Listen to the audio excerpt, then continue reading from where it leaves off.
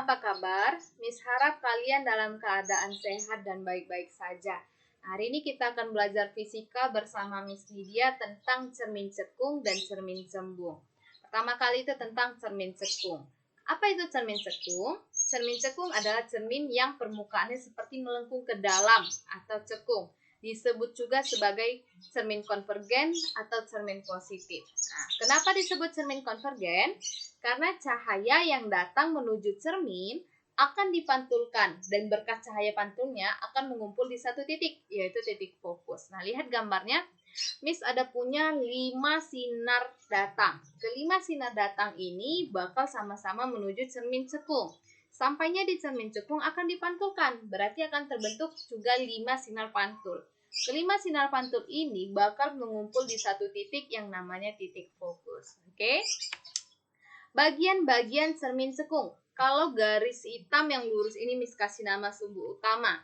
Lihat bagian sumbu utama yang berpotongan dengan cermin cekung di titik ini namanya titik pusat optik. Nah, yang F ini titik fokus dan R ini jari-jari pusat kelengkungan cermin. Dari titik pusat optik ke F itu ruang pertama. Dari titik F ke R itu ruang kedua. Dan dari titik R sampai ke belakangnya yaitu ruang ketiga. Nah, ruang keempat ini berada di belakang cermin. Oke, lanjut kita belajar tentang sinar istimewa cermin cekung. Nah, sinar istimewa ini nanti kita gunakan ketika kita mau melukis bayangan.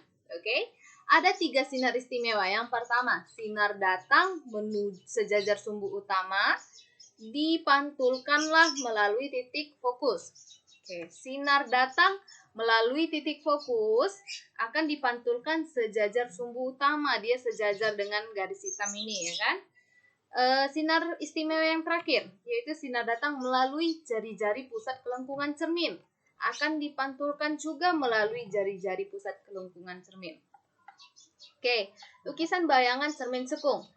Ketika kita mau melukis bayangan, kita harus gunakan lebih dari satu sinar istimewa. Nah, di gambar yang pertama, bendanya berada di ruang 1, antara titik O dengan titik F.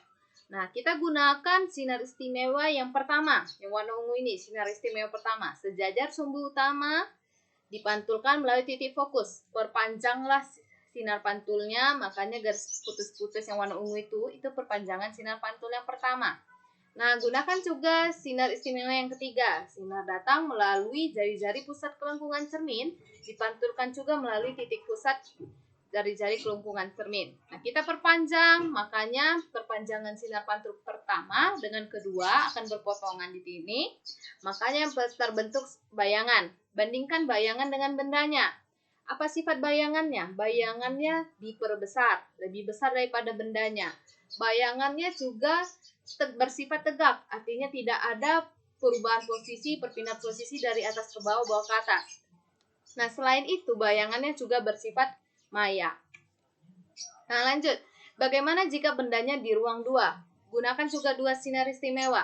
Sinar istimewa yang pertama, yang warna ungu ini, dan sinar istimewa yang kedua.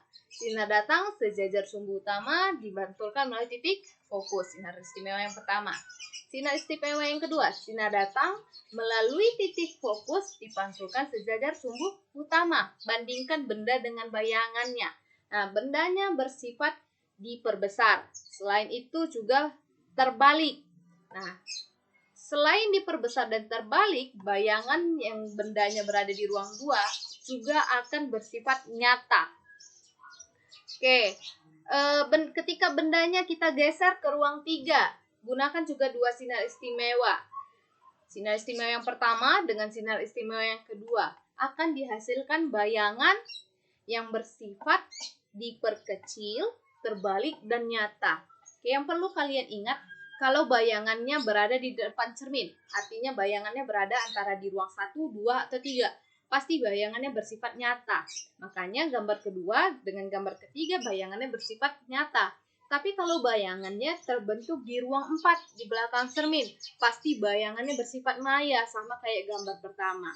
Nah, selain itu yang perlu kalian ingat, ruang benda ditambahkan dengan ruang bayangan pasti nilainya sama dengan 5. Contohnya Miss kasih. Gambar pertama bendanya di ruang 1, bayangannya di ruang 4. Yang kita tahu 1 tambah 4 sama dengan 5. Oke. Gambar kedua, bendanya di ruang 2, bayangannya di ruang 3. 2 tambah 3 sama dengan 5. Gambar ketiga, bendanya itu ruang 3, bayangannya itu ruang 2, makanya 3 tambah 2 sama dengan 5. Oke? Nah, ini rumus yang kita pakai, sama seperti di cermin datar. Tapi kalau di cermin datar, M-nya itu perbesaran bayangannya sama dengan 1, untuk di cermin cekung itu tidak sama dengan 1. Nah, ingat, F itu nilainya sama dengan setengah R, atau jarak antara optik dengan fokus sama dengan setengah dari optik ke jari-jari. Nah, yang kedua itu tentang cermin cembung. Oke. Apa itu cermin cembung? Cermin cembung adalah cermin yang permukaannya seperti melengkung keluar atau cembung. Disebut juga sebagai cermin divergen atau cermin negatif. Nah, kenapa disebut cermin divergen? Karena cahaya yang datang menuju cermin akan dipantulkan, dan berkas cahaya pantulnya akan disebarkan seolah-olah berasal dari titik fokus. Nah, lihat Miss punya 5 juga sinar datangnya. Sinar datang yang pertama, yang kedua, 3, keempat, dan kelima. Kelima sinar datang ini menuju cermin cembung. Nah, akan dipantulkan.